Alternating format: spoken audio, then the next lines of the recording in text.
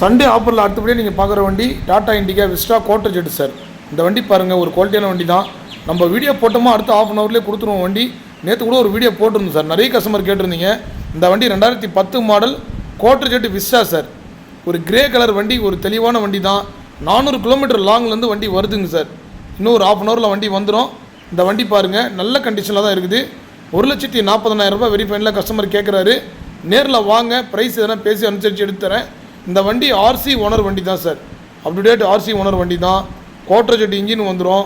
உள்ள leather seat cover, company set எல்லாமே இருக்கும் சார். ஏசி ஒர்க்கிங் தான். கிலோமீட்டர் ரொம்ப கம்மியாக தான் ஓடி இருக்குது சார்.